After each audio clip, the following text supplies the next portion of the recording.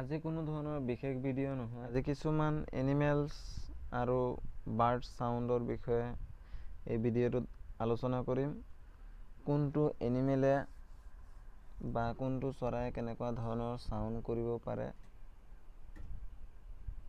Bow bow says the dog, meow meow says the cat, moo moo says the cow, coo coo says the dove, cow cow says the crow, roar roar says the lion, bleat bleat says the sheep.